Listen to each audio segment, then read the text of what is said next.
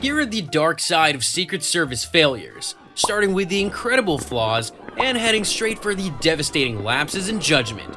We're exposing the pivotal moments when protection failed. Number 8. The night Lincoln fell. Imagine a washed-up actor with more bitterness than talent deciding his next big role would be presidential assassin. April 14, 1865, John Wilkes Booth, armed with a grudge and a gun, took down Abraham Lincoln. The shocking part? Lincoln's security was a joke. Let's dive into how one man's twisted act exposed a gaping hole in presidential protection. Here's the setup. Booth, despite his diehard Southern sympathies, spent the war years comfortably in the North. Why? Because his passion for acting outshined his commitment to the Confederate cause. But as the Civil War ended and Lincoln's post-war plans took shape, Booth's rage boiled over. His first harebrained scheme? Kidnap Lincoln and drag him to the Confederate capital, Richmond. Brilliant, right? Because kidnapping the president was surely gonna end well. Back then, the president's security was a joke, practically non-existent. Lincoln's schedule was as secret as the local weather forecast. Booth and his gang planned to nab Lincoln on March 20th, 1865. But surprise, surprise, Lincoln didn't show up. Fast forward 2 weeks, Richmond falls, the Confederacy crumbles, and Booth's plan B? Assassination. Because if at first you don't succeed, why not try murder? Sounds like my logic when I can't find my keys and then decide the universe just hates me. Desperate times call for desperate lunatics. Booth caught wind that Lincoln would be attending a play, Our American Cousin, at Ford's Theater on April 14th. Instead of enjoying the show, Booth decided it was the perfect time for some real-life tragedy. The grand plan? Kill Lincoln, Vice President Andrew Johnson, and Secretary of State William H. Seward to throw the US government into chaos. Sure, Booth, that'll work. On the big night, Lincoln, ever the theater lover, showed up late but in good spirits. He's got his wife, Mary Todd Lincoln, and some pals, Major Henry Rathbone and Rathbone's fiancée, Clara Harris, all cozy in the private box. And suddenly Booth sneaked into the box at 10:15 p.m. and shot Lincoln in the head with a .44 caliber pistol. Security? What's that? Henry Rathbone, the poor guy who tried to stop him, got a knife in the shoulder for his trouble. Booth then made his grand exit, leaping onto the stage and shouting, "Sic Semper Tyrannis," Virginia's way of saying, "Down with the tyrants." But oops, he broke his leg, because even assassins can't stick a landing sometimes. Kinda like me at every high school dance. And the audience, they thought it was a part of the play until Mary's scream set the record straight. Booth, broken leg and all, managed to escape on horseback. The Secret Service, nowhere to be found, because this mess is why they exist now. Union soldiers didn't waste time hunting Booth down. And Lincoln, surgeons determined he was a goner. And they were right. He died at 7:22 a.m. the next day, leaving the country in shock and grief. Sir, we've lost Lincoln. What went wrong? Did someone breach security? Breach? More like walked right in, and no one stopped him. So, you mean, the president was unguarded? Unguarded? He was more accessible than a public park bench, and might as well have put up a welcome sign. You see, Lincoln's assassination didn't just leave a hole in the nation's heart. It also sent a clear message. Maybe, just maybe, the president needs some actual security. Thus, the Secret Service was born in July 1865. Number 7. Hey, before we continue, YouTube hasn't been recommending my videos lately. If you could like and watch till the end, it would help more than you know. Thanks a lot. Number 7. Ambushed at the train. Ever heard of a president getting shot and then tortured for 80 days by his own doctors? Buckle up, because Garfield's story will make you wonder who was more dangerous, the assassin or the people trying to save him. James A. Garfield, the 20th President of the United States, had a fate that reads like a tragic comedy. So it's July 2nd, 1881. President Garfield, along with his 2 teenage sons, and Secretary of State James G. Blaine, was heading to Baltimore and Potomac train station for a summer getaway. No security detail, no bodyguards, just a couple of aides and maybe a trusty horse. Wide open for anyone with a grudge and a gun. But wait, didn't America have the Secret Service after Lincoln's assassination? Yup, there was a formal agency, but they had better things to do, like chasing counterfeiters or unicorns. Meet Charles Guiteau, a mentally disturbed lawyer and writer who decided he wanted to make a name for himself by shooting the president. And guess what? He did it without breaking a sweat. Thanks to the complete lack of security, he walked right up and shot Garfield twice. First shot grazed his arm, but the second shot, bullseye, right into his back, lodging in his abdomen. Ouch. Now here's where things went from bad to medieval torture. Garfield's medical treatment makes you question if these doctors were even licensed. Dr. Willard Bliss, yeah, his actual first name was Doctor, how fitting, took charge. His approach? He and his merry band of quacks poked and prodded Garfield's wound with their grubby, unwashed fingers. Anesthetic? Nah. And sterilization? Well, they had shirt sleeves to wipe the instruments. Basically, their medical expertise was on par with my DIY plumbing skills. Spoiler alert, I flooded my apartment.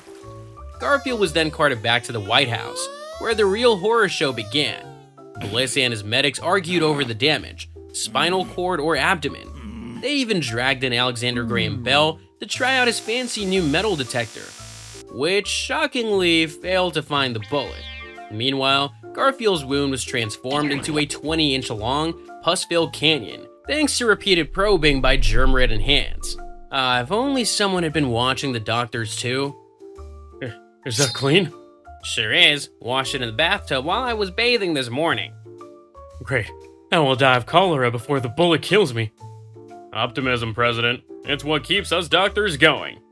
Garfield's suffering finally ended on September 19th, 1881, after 80 days of pure torture. Guiteau, ever the charmer, pleaded insanity, claiming it was God's act, not mine, and blamed the doctors for Garfield's death. Not surprisingly, his insanity plea didn't fly, and he met the hangman in June 1882. Garfield's tragic end was a wake-up call. It exposed the laughable lack of security for the president and the barbaric state of medical care.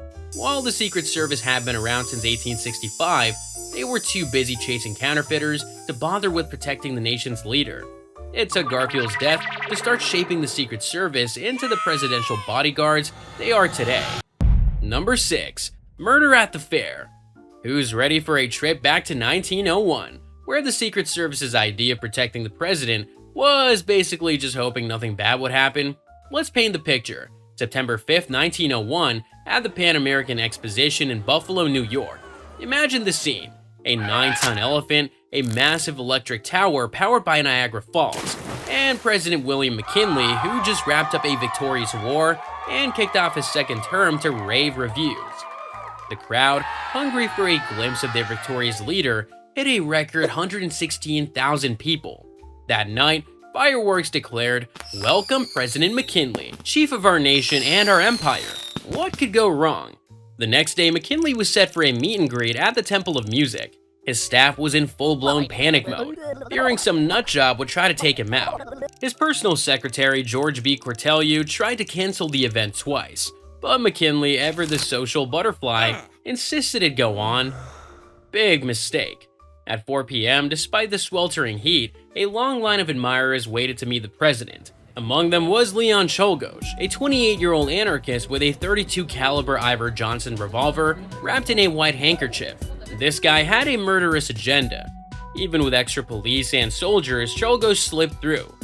At 4:07 p.m., he reached the front. When McKinley extended his hand, boom, 2 shots, point blank. The crowd was stunned into silence, thinking, did that really just happen? McKinley, pale and bewildered, staggered back, his white vest quickly turning crimson. Here comes James Big Jim Parker, an African-American man in line who tackled Czolgosz, stopping a third shot. Security, finally snapping out of their stupor, beat the assassin senseless until McKinley himself had to tell them to stop. Minutes later, McKinley was rushed to the Expo's hospital. The only doctor available, a gynecologist. You know, because why not? Doctor, we need you. I'm a gynecologist, but okay, let's see what we've got here. Well, he's been shot twice. Great, so no babies then? Nope, just a president. Alright, I'll do my best. I usually only deal with delivery room drama. So the surgery was a mess. 1 bullet lodged in his back, the other tore through his stomach. They patched him up as best they could, but they couldn't find the bullet. For a few days, it looked like McKinley might survive. Then gangrene set in, and of course it did. By September 13th, he was on his way out, and at 2:15 a.m. on September 14th, he was gone. Kinda like my hopes and dreams, disappearing just when I thought things were getting better. Meanwhile, Czolgosz was rotting in a Buffalo jail cell, confessing to stalking McKinley for 2 days and almost shooting him twice before. His trial began on September 23rd, just over a week after McKinley's death. He was found guilty and fried in the electric chair on October 29, 1901. McKinley's assassination was another wake-up call. Perhaps it's time the president needed better protection. Congress got the memo, and by 1906, the Secret Service was officially in charge of keeping presidents out of the crosshairs. Number 5. Kennedy's Last Ride.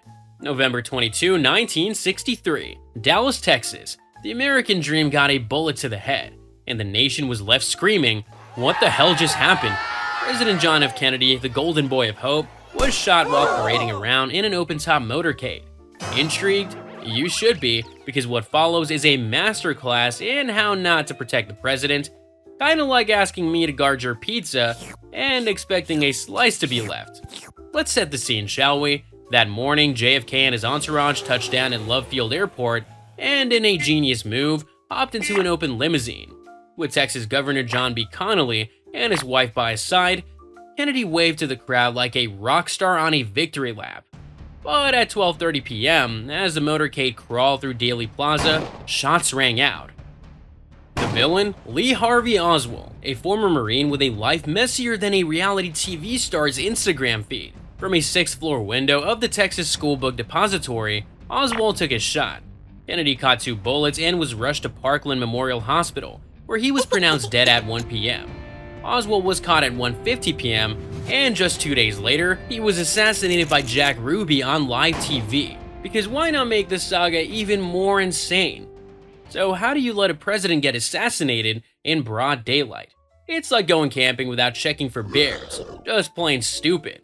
The Secret Service, the so-called bulletproof guardians, botched it like amateurs. First off, Kennedy's crew skipped the safety checks. No seatbelts, no airbags, and a route through the shadiest part of town. An open-top limo? Brilliant. Let's gift wrap the president for any would-be assassin. The route? A slow turn at Dealey Plaza, practically begging for a sniper. And those tall buildings along the way with wide-open windows? Did they bother checking those? Nope, untouched. Local law enforcement coordination? Non-existent. The whole operation had more holes than Swiss cheese. Communication was a disaster, leaving agents clueless and ineffective.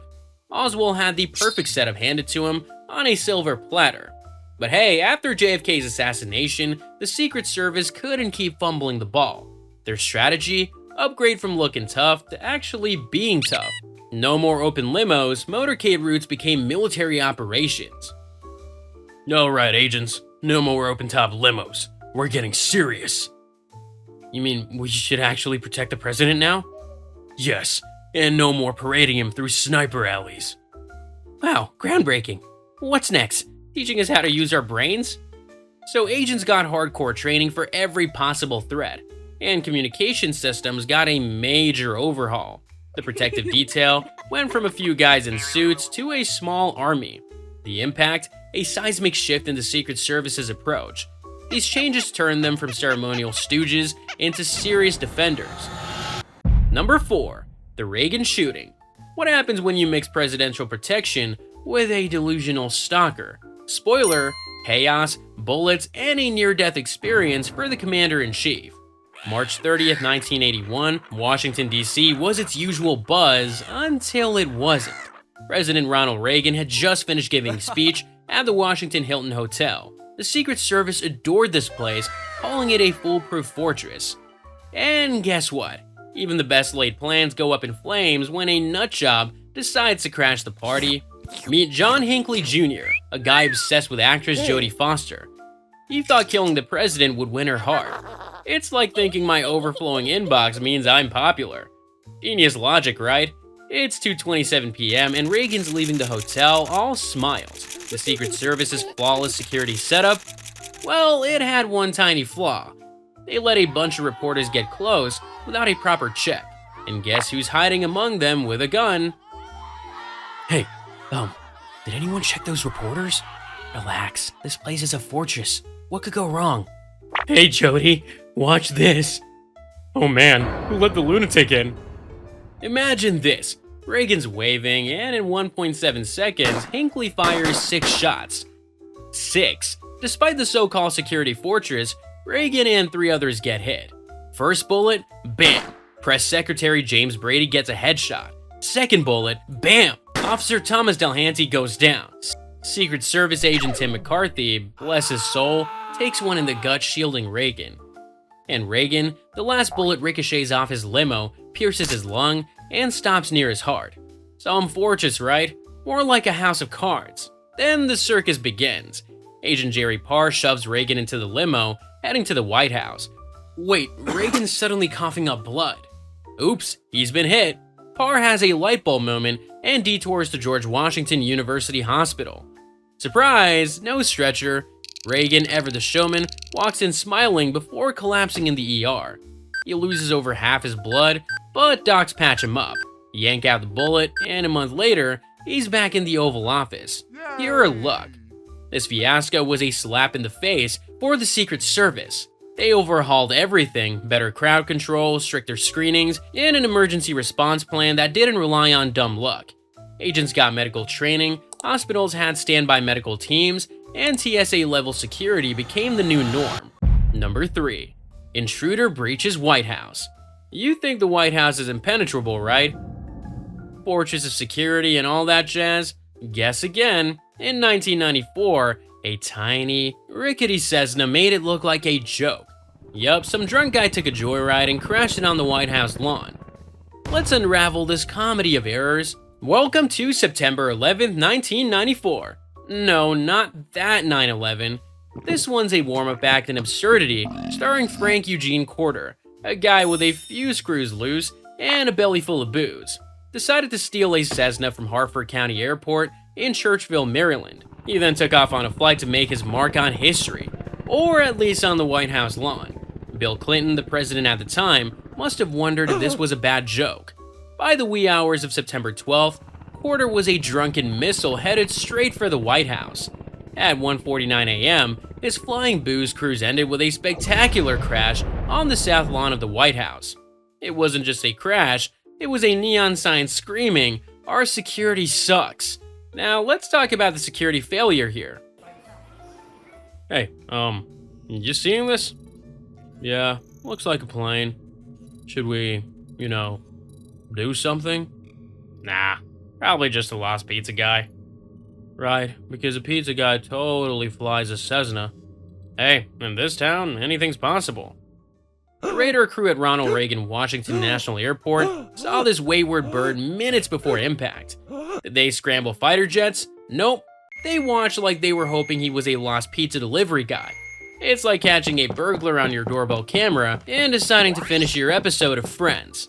The incident laid bare a massive security flaw, like realizing your high-tech alarm system is just a cardboard cutout. The fact that if a drunk guy in a tiny plane could get this close to the president's digs, what could someone with a brain and a plan do? There were even rumors about surface-to-air missiles around the White House, ready to take down any threats. But guess what? Not a single one was fired. The Secret Service's silence was deafening, making the public question if the Secret Service was napping on the job. Then again, I can't blame them. I'd nap through my problems if I could. In the chaos that followed, there was a frantic scramble to patch these glaring holes. The Secret Service ramped up airspace monitoring, installed better radar systems, and quickened their response time. They beefed up perimeter defenses too, turning the place into something that makes Alcatraz look like a playground. Number 2. Uninvited guests, state dinner. Alright, picture this. A couple of fame-hungry reality TV rejects strut into a White House state dinner like they own the place. You might think, impossible. But oh, the Secret Service made it possible. Welcome to the most facepalm-worthy moment in security history, under the watchful eye of President Barack Obama. So on November 24, 2009, Tarek and Michaela Salahi decided they were too fabulous to be left out of a state dinner honoring the Indian Prime Minister. They crashed it, no invite, no credentials, just a whole lot of nerves and some serious delusions of grandeur. These two walked past multiple security checkpoints, got cozy with high-profile guests, and even snapped selfies with Joe Biden. You have to wonder, were the Secret Service agents asleep at the wheel, or did they think this was some kind of social experiment? Imagine the Secret Service as the world's top-tier bouncers. Their sole mission, keep uninvited riffraff far away from the president. But on this night, their security measures were about as robust as a wet paper bag. The Salahis were initially turned away, but like a bad penny, they reappeared, camera crew and all, makeup flawless, and waltz right back in. It's like trying to sneak into Fort Knox with a smile and a selfie stick, and the guards just nodding you through. Now let's talk about the nightmare scenario. If two wannabe celebrities could crash a state dinner, what's stopping actual threats from doing the same? This wasn't just a laughable goof, it was a ticking time bomb. Imagine if instead of cameras, they had brought in something lethal, anthrax in their pockets, or knives swiped off the dining table. This fiasco exposed just how laughably porous our top security could be. The White House, the supposed fortress of the free world, was breached as easily as a high school prom. I mean, even my diary has better security, and all the guards are my embarrassing middle school crushes. In fact, Indian security officials were stunned. One said, "We're glad it happened in the US. If this had happened here, heads would have rolled. How did such a breach occur in the most important official residence in the world?" Can someone explain how this happened? They were very persistent, sir. Persistent? What are we, a lemonade stand? We need to tighten up procedures. No kidding. Next thing you know, we'll have trick-or-treaters in the Oval Office. The fallout? Oh, it was brutal. Congress was furious, heads rolled, and the Secret Service scrambled to patch the gaping holes in their system. They overhauled vetting procedures, hammering the importance of vigilance into every agent's skull. It was like a bank only realizing its vault was wide open after getting robbed blind. New protocols were slammed into place, ensuring every guest was vetted with the precision of a neurosurgeon. No more slip-ups because the Secret Service couldn't afford another fiasco like this. Number 1. Trump's close call. Ever wonder what happens when a Trump rally turns into a dark comedy of how not to protect a president? On July 13, 2024, in Butler, Pennsylvania, we found out. Imagine this. A 20-year-old from Bethel Park, Thomas Matthew Crooks, thought it would be a brilliant idea to take a shot at former President Donald Trump. What could go wrong, right? Armed with an AR-15 style rifle, because if you're gonna do it, might as well do it big, Crooks climbed onto the roof of the AGR building.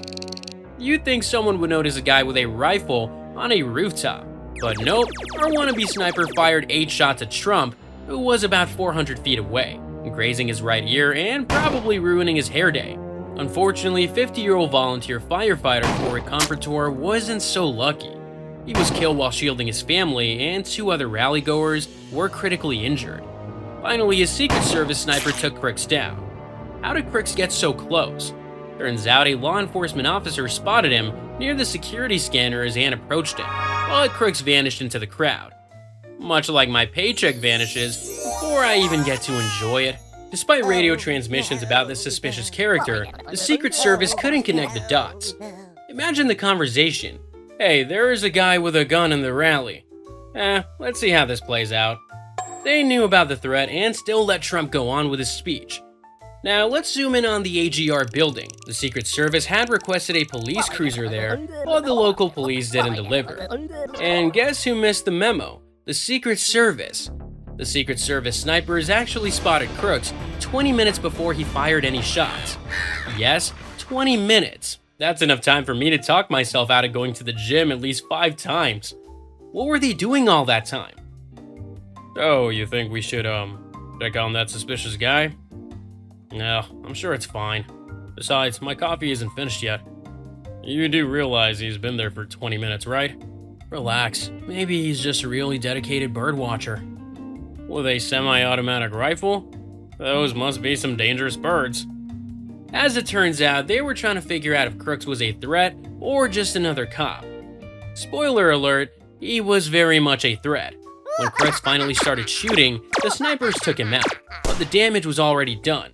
The ongoing updates from the investigation reveal even more troubling details. Secret Service Director Kimberly Cheadle admitted to a congressional committee that her agency failed massively that day, calling it one of the biggest failures in decades. Despite early warnings and spotting crooks before the shots, the agents hesitated and mishandled the situation. House Oversight Committee Chairman James Comer has even called for Cheadle's resignation, highlighting the agency's growing reputation for incompetence. This wasn't just a lapse, it was a colossal failure. The Secret Service dropped the ball big time. How can anyone feel safe when those supposed to protect us can't even react to clear warnings? This isn't just a whoopsie, it's a giant wake-up call. Time to clean house at the Secret Service, and next time you're at a rally, maybe bring your own body armor. With security like this, who knows what might happen? So you thought these Secret Service failures were shocking? Just wait until you hear about history's craziest death row executions. Prepare for unimaginable chaos, mind-bending madness, and the weirdest last words you'll ever hear. You won't want to miss this. I'll see you there.